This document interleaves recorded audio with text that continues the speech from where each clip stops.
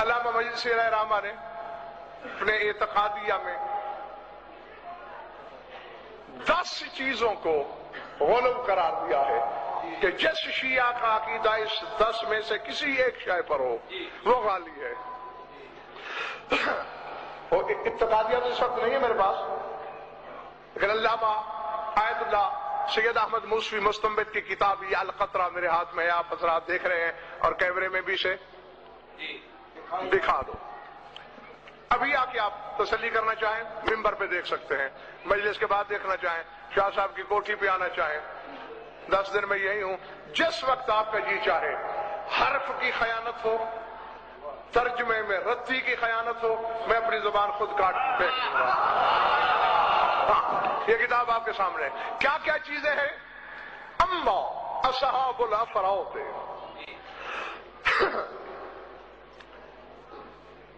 جو پڑھا دیتے ہیں ائمہ خدا کو، ہم اصحاب القول بألوہیتہم او بکونہم شرکاء للہ فی العبودیت او فی الخلق والرزق باستقلالہم او ان اللہ حل فیہم او اتحد بہم او انہم یعلمون الغیب بلا اعلام من اللہ او انہم انبیاء او بتناسخ ارواح بعضهم الى بعض او انہم لم یقتلوا بل شبہ لهم او ان معرفتهم تغنی عن فعل الطاعات ولا تکلیف معها بترک المعاصی او بتفضیل احدهم علی النبی صلی اللہ علیہ وآلہ وسلم.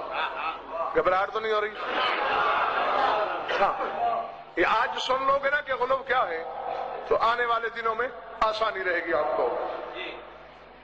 فرما رہے ہیں ہم اصحاب القول بألوہیتہم، جو بھی 14 میں سے کسی کو اللہ کہے وہ غالی. میں جملہ بولوں گا آپ میری تائید کریں گے. جو بھی 14 کو اللہ کہے، اللہ مانے، اللہ سوچے، اللہ سمجھے، اس پہ لعنت. بات آگے سمجھ. او بکونہم شرکاء للہ فی العبودیت، یا جو شخص یہ عقیدہ رکھے کہ یہ 14 عبادت میں اللہ کے شریک ہیں، یعنی ایک سجدہ اللہ کو، ایک ان کو، ایک نماز ان کی عبادت کے لیے، ایک اللہ کی عبادت کے لیے. جو یہ عقیدہ رکھے وہ بھی غالی. اور جس شیعہ کا یہ عقیدہ ہو اس پہ لعنت. گھبرا تو نہیں رہے ہو؟ او فی الخلق والرزق باستقلالہم، مجلس سے فرماتے ہیں یا جو یہ عقیدہ رکھے کہ یہ بال استقلال خالق رازق ہے، یعنی اللہ نے ان کو طاقت نہیں دی، اپنی طاقت سے ہے. تو جو شیعہ یہ عقیدہ رکھے کہ یہ اللہ سے لیے بغیر خلق کر سکتے ہیں یا رزق دیتے ہیں، اس پہ لعنت. او ان اللہ حل فیہم او اتحد بہم، یا جو یہ عقیدہ رکھے کہ اللہ ان میں حلول کر گیا ہے یا اللہ ان سے جڑا ہوا ہے، وہ غالی. جس شیعہ کا یہ عقیدہ ہو اس پہ لعنت. تھوڑے کیوں کر رہے ہو؟ ڈر رہے ہو؟ تو میں سے ہے کسی کا یہ عقیدہ تو پھر لعنت کرتے ہوئے نہ گھبراؤ. او انہم یعلمون الغیب بلا اعلام من اللہ، جس کا یہ عقیدہ ہو کہ یہ اللہ کے بتائے بغیر علم غیب جانتے ہیں، یعنی اللہ نے ان کو نہیں دیا، خود جانتے ہیں، وہ بھی غالی. جس شیعہ کا یہ عقیدہ ہو اس پہ لعنت. او انہم انبیاء، یا جس شیعہ کا یہ عقیدہ ہو کہ یہ نبی ہے وہ غالی، اس پہ لعنت.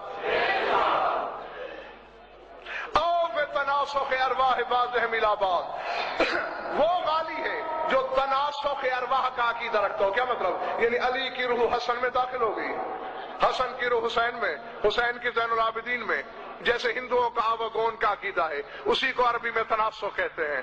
جو شیعہ یہ عقیدہ رکھے اس پہ لعنت.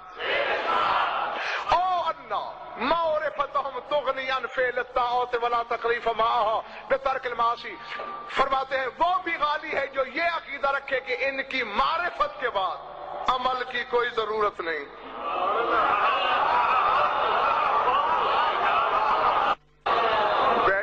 کے چلے گئے ہو.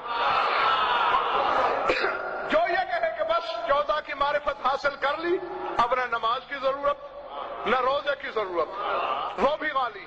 جس شیعہ کا یہ عقیدہ ہو اس پہ لعنت. او انہم لم یقبلوا بل شبہ لہم، فرماتے ہیں وہ بھی غالی ہے جو یہ کہے کہ یہ شہید نہیں ہوئے بلکہ لوگوں کو شبہ گزرا ہے. جو ان کو شہید نہیں مانتا اس پہ بھی لعنت.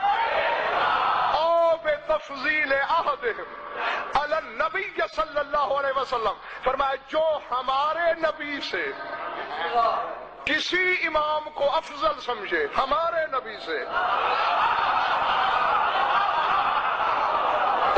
آدم سے نہیں، عیسیٰ سے نہیں، ہمارے نبی سے افضل سمجھے، وہ بھی غالی. تو جو شیعہ علی سے مہدی تک کسی امام کو محمد مصطفیٰ سے افضل سمجھے اس پہ لعنت. یہ ہے